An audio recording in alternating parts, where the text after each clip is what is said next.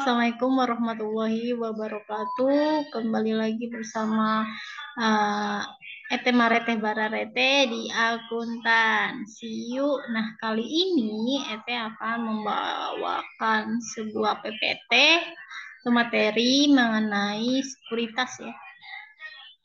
Ini sih tugas kelompok S2 pada mata kuliah apa ya, hukum apa ya, saya lupa, hukum pajak ya kalau nggak salah.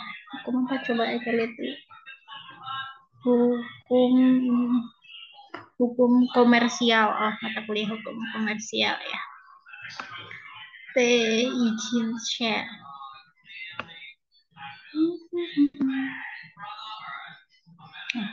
Gimana sih?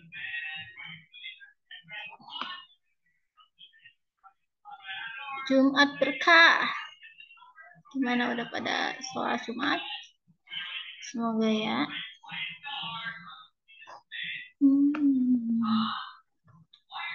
Oke. Share. Nah.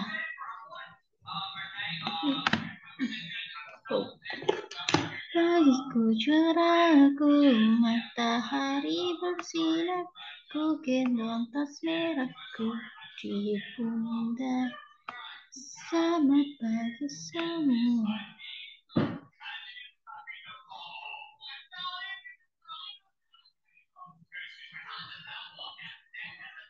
Oke, belum muncul ya. Di pundak. Ini meme-nya belum Ete edit ya. Karena pas masuk grupnya NIM Ete tuh belum dapet. Jadinya cuma nama dan gelarnya saja. Mau diedit nanti aja. Saya males ngeditnya nih. Nggak masuk ya. Kenapa?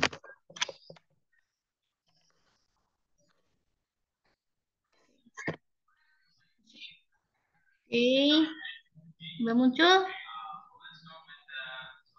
Masih loading, masih muter-muter. Oke, jadi ini tuh mata kuliah hukum komersial, yaitu membahas hukum sekuritas ya. Dosen pengampunya yaitu Dr. Rialdi SPD MKes MM ya. Oke, di sini yang kelompoknya terdiri dari Ibu Mutia Rukmana, Bapak Abdul Muas, Bapak Budi Antoro, Bapak M. Faisal Firdaus, Bapak Zulfikar Kazu, Bapak Hamdani Rumalutur, sama Ete sendiri. Oke. Bismillahirrahmanirrahim.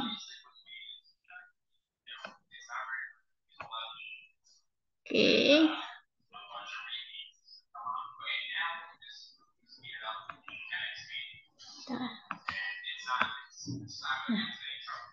Nah, ya.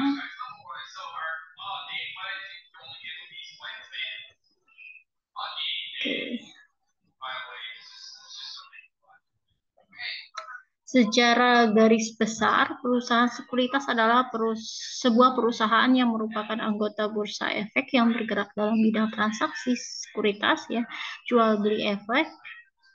Nah, sederhananya perusahaan merupakan sekuritas merupakan jembatan antara investor dengan pasar modal, dan perusahaan ini memiliki lisensi khusus. Nah, secara khusus istilah sekuritas sering kali disebut juga dengan efek ya, yakni sebuah nama kolektif untuk macam-macam surat berharga, misalnya saham, obligasi, surat hipotek, dan jenis surat lain yang membuktikan hak milik atas sesuatu barang. Dengan istilah yang hampir sama, sekuritas dapat juga dipahami sebagai promissory notes ya, atau commercial bank notes yang menjadi bukti bahwa satu pihak mempunyai tagihan pada pihak lain.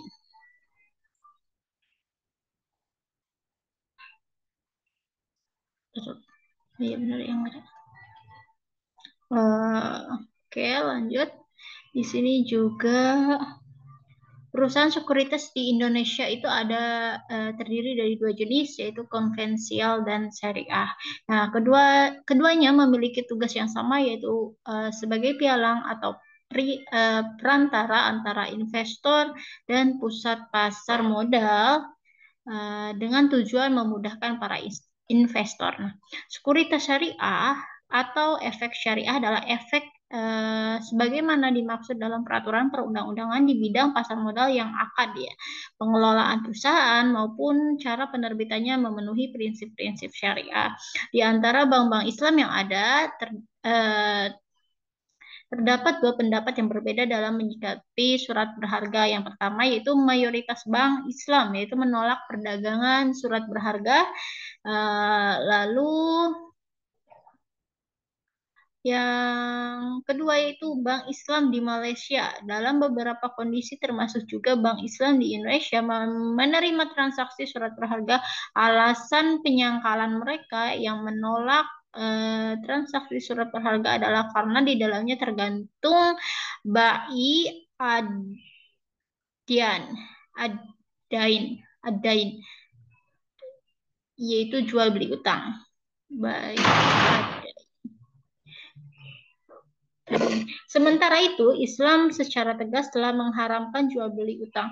Reaksi yang berbeda dikemukakan oleh pendapat kedua, yakni mereka yang mengabsahkan transaksi surat berharga. Umumnya mereka menyandarkan pada prinsip bahwa surat berharga tersebut haruslah di-endorse atau dijamin oleh pihak penerbit. Kemudian surat berharga tersebut haruslah timbul dari aktivitas yang tidak bertentangan dengan syariah. Jadi selama kedua hal ini tidak dilanggar, maka transaksi surat berharga menjadi sah karenanya. Nah, manfaat lain yang diberikan oleh pasar modal untuk investor dan perusahaan diantaranya adalah memberikan kesempatan untuk perusahaan yang mempunyai prospek dan sehat. Nah, untuk menerbitkan lembaran saham supaya mudah untuk mengembangkan usahanya, perusahaan juga bisa mendapatkan sumber pembiayaan jangka panjang dan bisa mendapatkan alokasi dana yang maksimal. Bagi investor, berpeluang mendapatkan keuntungan dengan risiko yang dapat diperkirakan melalui informasi yang terbuka terhadap perusahaan dan juga kondisi likuiditasnya.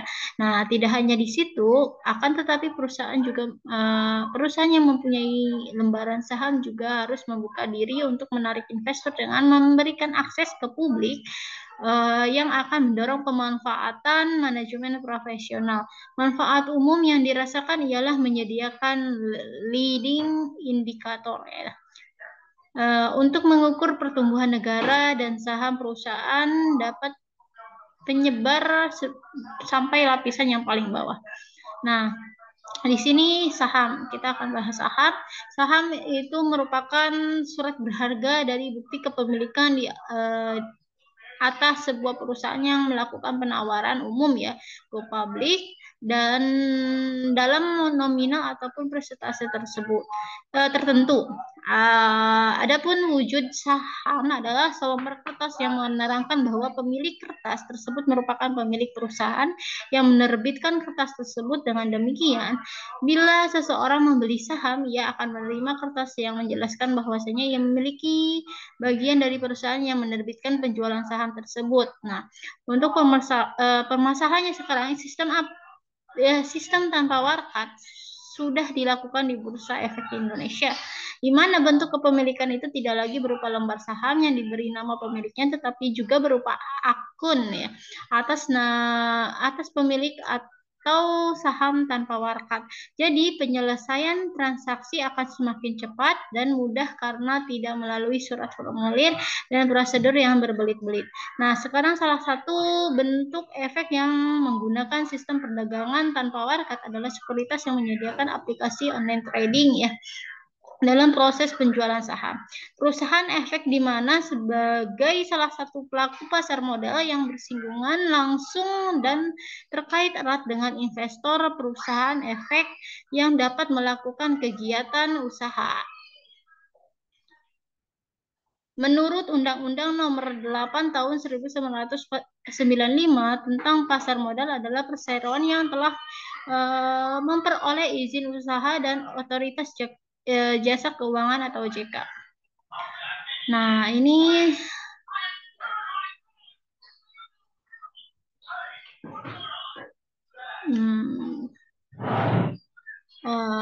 sekuritas itu apa? Instrumen dari finansial ya. Ada stock, bonds, mutual fund, TVS, derivatis, sama hedge fund. Apa itu artinya bahasa Inggris? Pokoknya ini ada dua tipe, yaitu marketable security sama non marketable security. Tapi dulu ini mau apa ini sih?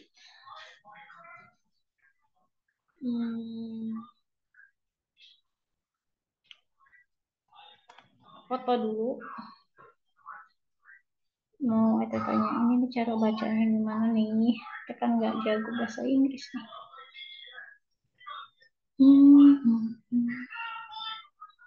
Oke, maju lagi ke atas.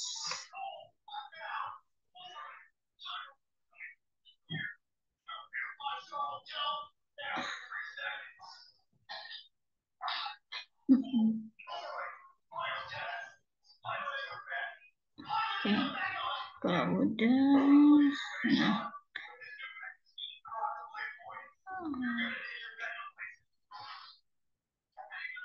Sekali lagi deh.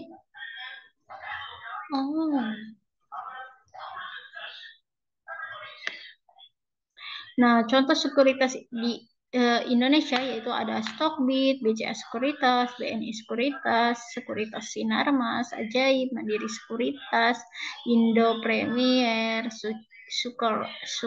Sekuritas, Korea Investment, Trufriend, Korea Investment and Sekuritas Indonesia, yaitu BRI, apa itu? Nah, Dana Reksika ya nggak kelihatan. Terus ada Mirai Asset Sekuritas, RHB, ada MNC Sekuritas, ada Pintraco Sekuritas, dan juga CGS CIMI ya, dan Philips Sekuritas Indonesia. Untuk sekuritas syariah, sekuritas syariah adalah pasar modal syariah sebagai bagian dari praktik ekonomi syariah. Praktik pasar modal syariah mengaplikasi dari prinsip-prinsip ekonomi Islam itu sendiri. Sistem ekonomi syariah itu mengutamakan ukhuwah ya, dan mengedepankan kepentingan bersama dan berkeadilan berdasarkan moralitas agama, berorientasi kepentingan dunia dan sampai akhir. Tidak kepentingan dunia akhirat, tidak eksploitatori dan predatori, mengharamkan riba, menolak adagium tercela, to have something out of nothing, to have something out of nothing ya. Investasi saham syariah itu efek atau suatu berharga yang memiliki konsep penyertaan modal dengan hak bagi hasil usaha yang bertentangan dengan prinsip syariah. Nah, saham-saham perusahaan yang memenuhi kedua kriteria tersebut dimuat dalam daftar efek syariah atau DES yang ditetapkan oleh OJK. Jenis sekuritas. Udah tadi ya. Pasar modal dan perdagangan sekuritas ya. Pasar modal atau capital market adalah sebuah pasar untuk memperjualbelikan berbagai instrumen finansial, keuangan jangka panjang baik dalam berupa hutang atau surat berharga obligasi, ekuitas dan surat berharga saham reksadana dan instrumen derivatif serta instrumen-instrumen finansial jangka panjang lainnya. Husnan 2008 ya. Nah, pasar modal merupakan sarana untuk mendapatkan pendanaan bagi perusahaan emiten ataupun institusi lainnya, misalnya pemerintah, serta menjadi sarana alternatif untuk aktivitas berinvestasi Bursa Efek Indonesia 2020.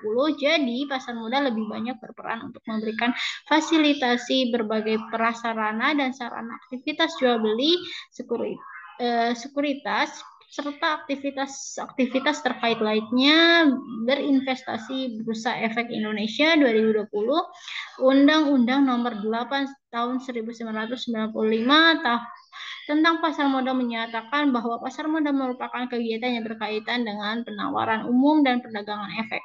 Perusahaan publik yang berkaitan dengan efek yang diterbitkannya, serta lembaga dan profesi yang berkaitan dengan efek Otoritas Jasa Keuangan 2020A. Ya, lalu di sini ada yang kedua pasar modal dan perdagangan sekuritas ya. Pasar modal memiliki peran penting sebagai funding modal dalam meningkatkan pertumbuhan ekonomi. Pasar modal juga dapat dinyatakan sebagai sumber pembiayaan modern yang banyak digunakan jasanya oleh perusahaan-perusahaan besar dan ternama. Suatu keunggulan perusahaan yang menggunakan pasar modal sebagai funding ialah perusahaan yang tidak perlu membayar bunga setiap bulan atau tahun.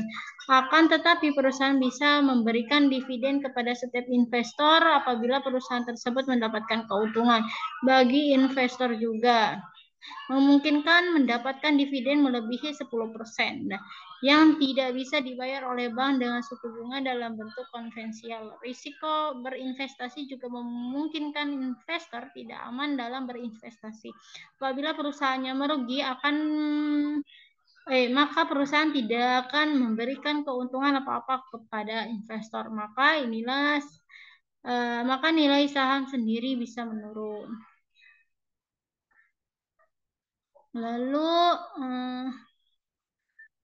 Lalu pasar modal memiliki peran penting sebagai funding. Tadi lah ada dua.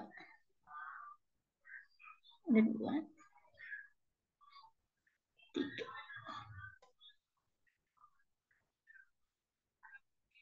Oke, lanjut di sini. Maka pasar modal syariah akan mengutamakan nilai ukhuwah, kepentingan bersama moralitas, orientasi dunia, akhirat, tidak ada eksploitasi. Lebih detailnya aplikasi prinsip-prinsip ekonomi Islam dan praktik pasar modal syariah harus bisa menjawab 3 pertanyaan, yaitu what, for, what, and how, di mana jawabannya harus sejalan dengan ketentuan dalam ekonomi Islam itu sendiri. Persoalan transaksi dalam bentuk apapun memungkinkan terjadi tadlis, gharar, masyir, ihtikar, dan najasi. Distorsi pasar ini sering dilakukan oleh para pelaku pasar untuk mencari keuntungan cepat atau di atas wajar dengan merugikan pihak lain. Distorsi ini menciptakan ketidakadilan dan ketidakseimbangan di pasar, menguntungkan bagi satu pihak tetapi merugikan bagi pihak lain. Agar tercipta pasar yang islami di pasar sekunder, bentuk-bentuk distorsi ini akan dibahas satu persatu dan bagaimana wujudnya di pasar sekunder dengan berbagai pandangan dan pendapat para ahli. Tidak dipungkiri dengan melihat perkembangan industri pasar modal syariah yang masih baru masih sangat memungkinkan jika pengaruh cara pandang ekonomi konvensional masih terasa kental terasa. Namun hal ini seharusnya menjadikan umat dan pelaku pasar muslim bersikap primitif serta tidak kritis untuk menilai ulang fakta yang ada sesungguhnya. Inilah yang merupakan tantangan bagi konsep dan sistem ekonomi Islam untuk membuktikan diri secara aplikatif mampu menjadi sistem alternatif ekonomi umat. Di sini ada screening saham syariah Indonesia ya. Ada bisnis screening, ada financial screening, dan saham syariah. Nah, teman-teman bisa lihat ya. Nah, yang ketiga ini ada LPS dan OJK. Pada tahun 2004, pemerintah Indonesia menerbitkan Undang-Undang Nomor 24 Tahun 2004 tentang Lembaga Penjamin Simpanan. Ini pula sebagai dasar hukum terbentuknya sebuah lembaga negara baru, yaitu Lembaga Pinjaman Simpanan, atau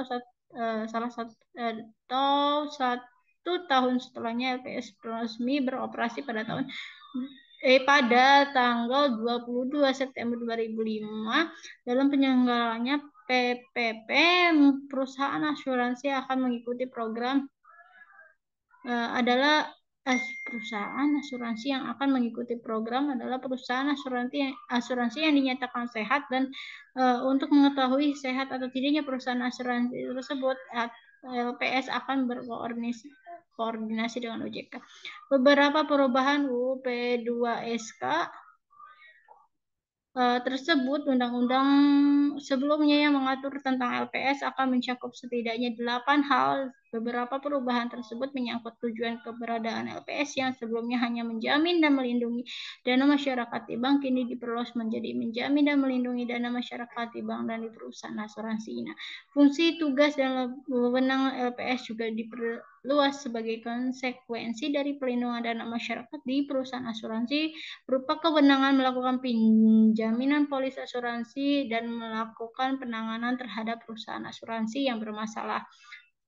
Lalu otorisasi jasa keuangan. Berdasarkan Pasal 6 Undang-Undang OJK tersebut, tugas dan pengawasan sektor perbankan meliputi kewenangan pengaturan dan pengawasan mengenai kelembagaan bank dan kegiatan usaha bank, yakni mengenai kesehatan bank yang meliputi likuiditas, rentabilitas, solvabilitas, kualitas aset, rasio kecukupan modal minimum, batas maksimum pemberian kredit, rasio pinjaman terhadap simpanan, dan pencadangan bank, laporan bank yang terkait dengan kesehatan dan kinerja bank, lalu sistem informasi debitur, lalu ada pengujian kredit atau kredit testing, dan juga standar akuntansi bank. Nah, untuk mekanisme jual beli sekuritas ada pada layar ya. Nah, untuk problemnya yaitu tadlis dan wujudnya dalam proses transaksi pasar sekunder ya. Nah, tadlis adalah kondisi di mana satu pihak tidak mengetahui kondisi yang sebenarnya atau unknown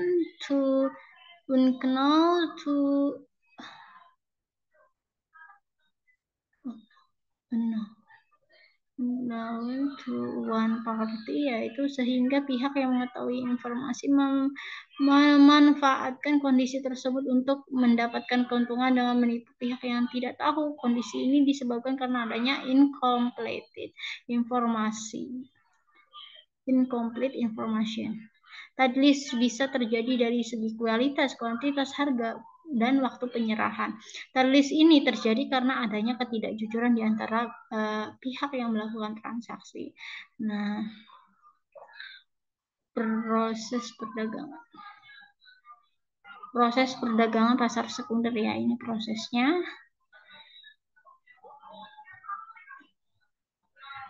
Seperti di layar. Lalu selanjutnya ada garar ya. Garar dan wujudnya dalam proses transaksi pada sekuritas. Garar juga disamakan dengan kata katara yang artinya sesuatu yang berbahaya di dalam kontrak bisnis.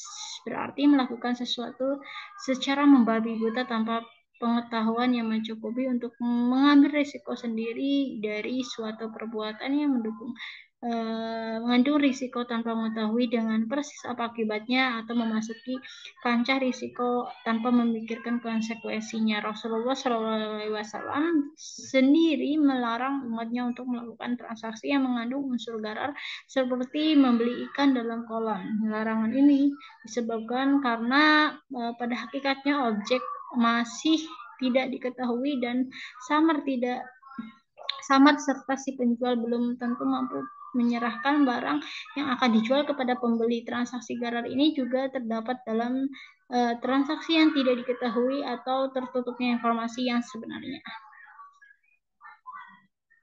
Lalu ada juga maishir dan wujudnya dalam proses transaksi di pasar sekunder.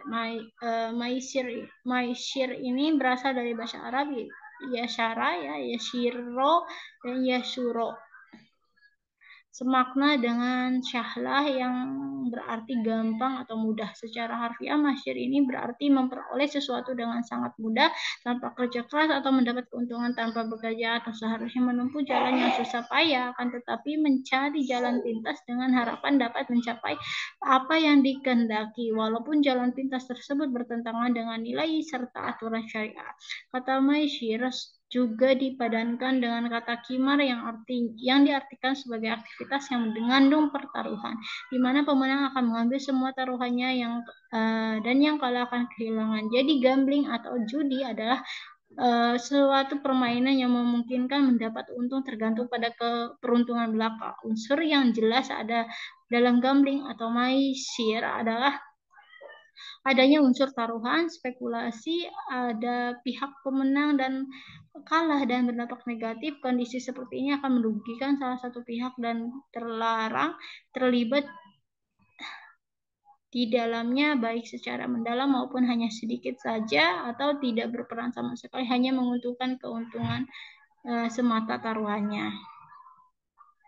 Lalu di sini ada itikar dan wujudnya ya.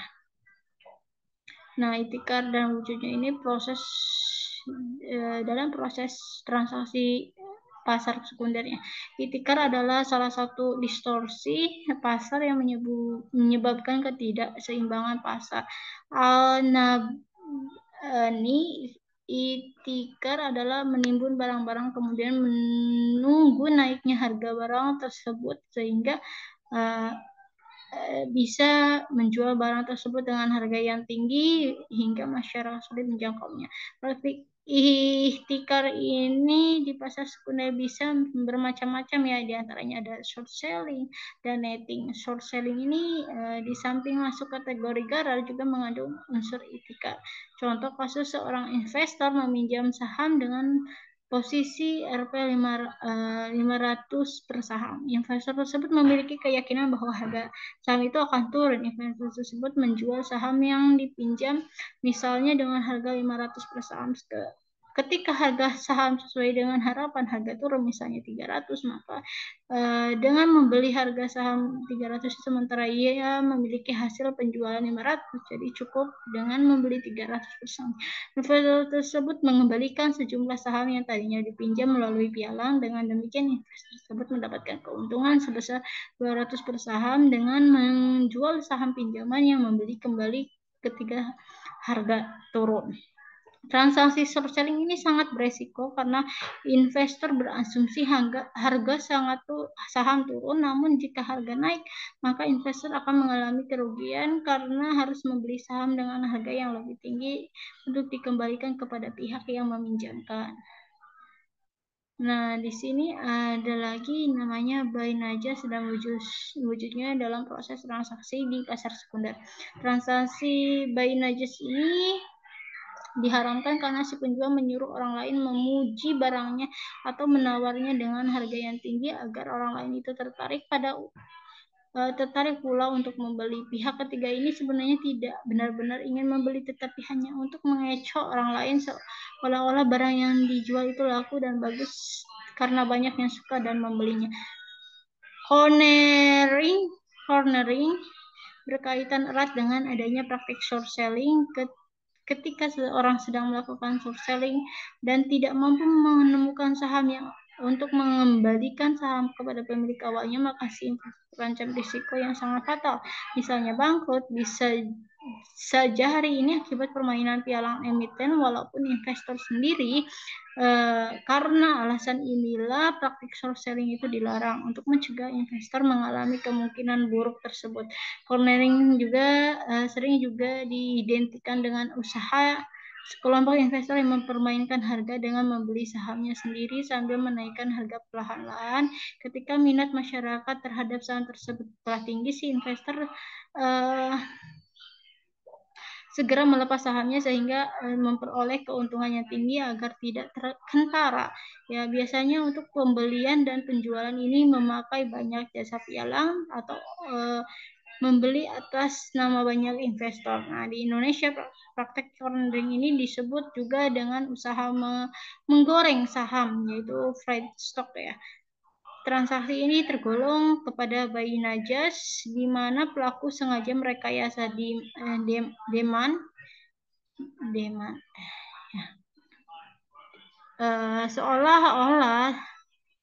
seolah-olah tinggi sehingga harga menjadi naik. Ketika harga sudah melambung tinggi, ia akan melepaskan sekuritasnya. Tindakan ini akan merugikan pihak investor. Nah, lalu di sini ada perlindungan hukum terhadap investor dalam perdagangan saham melalui media elektronik, yaitu perlindungan kepada investor adalah salah satu pilar yang penting, karena jika investor tidak mendapatkan perlindungan yang cukup memadai, maka para investor enggan untuk melakukan transaksi di bursa efek. Nah, Philippus M. Hudson mengatakan bahwa perlindungan hukum bagi rakyat yang diberikan oleh pemerintah bersifat preventif dan represif ya. Dalam melaksanakan transaksi, investor wajib untuk memahami prospektus tersebut merupakan pedoman investor dalam melihat dan mempertimbangkan pengambilan keputusan transaksi efek.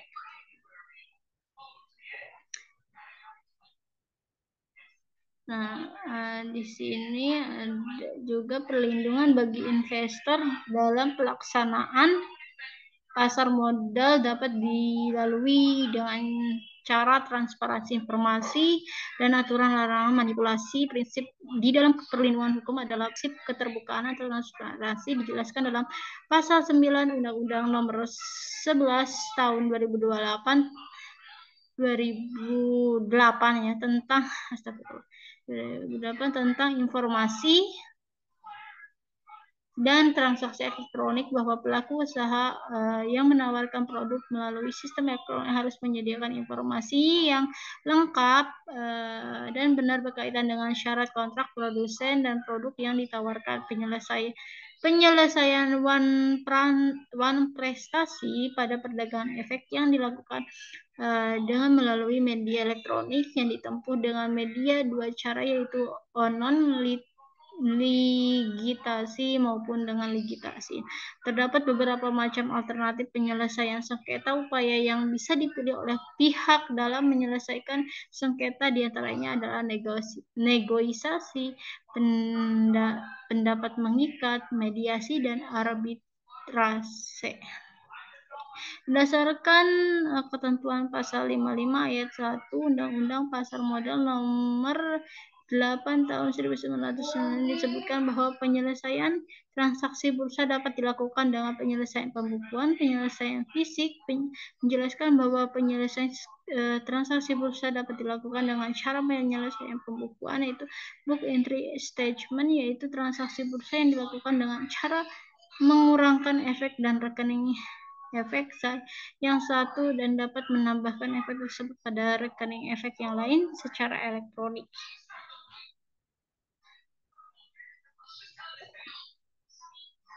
Nah, berikut tanggung jawab dari perusahaan sekuritas dalam perdagangan saham secara elektronik, yaitu salah satunya melaksanakan kegiatan jual beli saham. Pasar modal tidak hanya sekedar mempertemukan antara penjual dan pembeli saja, tetapi juga membutuhkan juga para pelaku pasar modal lainnya yang sama-sama berperan penting di dalamnya. Nah, di mana mereka juga melaksanakan kegiatan transaksi dari awal penerbitan saham sehingga pada tahap penyelesaiannya perjanjian yang ditimbulkan dalam kegiatan massa sifatnya mengikat sebagai undang-undang bagi para pihak yang terlibat di dalamnya. Apabila salah satu pihak tersebut melakukan prestasi, maka dapat dilakukan upaya hukum untuk memaksa pihak yang prestasi untuk melaksanakan prestasinya. Prestasi tersebut dapat terjadi karena adanya unsur kesengajaan, kelalaian ataupun tanpa kesalahan, tanpa kesengajaan atau kelalaian. Prestasi tersebut membawa konsekuensi terhadap timbulnya hak bagi para pihak yang mengalami kerugian untuk dapat menuntut pihak yang melakukan prestasi untuk memberikan ganti kerugian. Sehingga oleh hukum diharapkan tidak ada satu pihak yang merasa dirugikan karena prestasi. Nah, pada dasarnya tanggung jawab perusahaan sekuritas, pemegang saham, direksi, dan komisaris pada perseroan yang berbadan hukum adalah terbatas ya. Ketentuan pasal 31 Undang-Undang Nomor 8 Tahun 1995 tentang pasar modal menyatakan bahwa perusahaan efek bertanggung jawab terhadap segala kegiatan yang berkaitan dengan efek yang dilakukan oleh direktur, pegawai pihak lain yang bekerja untuk perusahaan tersebut. Doktrin the corporate fail yang dianut oleh saham. Nah, komisaris dan direksi dari semula terbatas menjadi ikut bertanggung jawab. Undang-Undang Nomor 40 Tahun 2000 tentang perusahaan mengakibatkan tanggung jawab dari para pemegang saham, komisaris, dan direksi dari semula terbatas menjadi ikut bertanggung jawab sampai kepada harta pribadinya atas tindakan yang dilakukan oleh atas nama sendirinya. Nah, di sini kesimpulannya yaitu wujud unsur yang dilarang di atas itu bisa beragam dalam prakteknya di pasar sekunder. Nah, unsur tadi bisa berwujud insider trading, cross trading, front trading, dan karning ya. Netting mengandung unsur darar, begitu juga dengan insider trading. Perilaku spekulasi di pasar sekunder mengandung unsur maisir. Short selling mengandung unsur ihtikar, begitu juga netting di samping mengandung unsur darar juga mengandung unsur ihtikar. Praktik buy najasi ada dalam cornering, Waschel, juga short selling yang di samping mengandung unsur ihtikar juga mengandung unsur buy najasi. Nah, menggunakan jasa online trading sekuritas sangat berisiko sehingga Islam telah menggambarkan bentuk-bentuk pelanggaran seperti di atas, sehingga investor yang terlibat pada sekuritas perlu bentuk perlindungan hukum yang diberikan oleh perusahaan sekuritas terhadap investor bila perusahaan sekuritas melakukan prestasi dengan adanya penyelesaian transaksi bursa yang diatur dalam perundang-undangan yang berlaku. Nah, perlindungan hukum yang diberikan kepada investor itu terdapat dua bentuk, yaitu dengan memberikan preventif dan represif. Penyelesaian prestasi ini pada perdagangan saham secara elektronik dapat dilakukan dengan cara litigasi apabila upaya hukum non-litigasi tidak dapat menyelesaikan sengketa antara para pihak. Oke, sekian materi yang dapat saya sampaikan mengenai sekuritas. Materi selanjutnya akan disampaikan oleh kelompok lain. Sekian, terima kasih. Wassalamualaikum warahmatullahi wabarakatuh.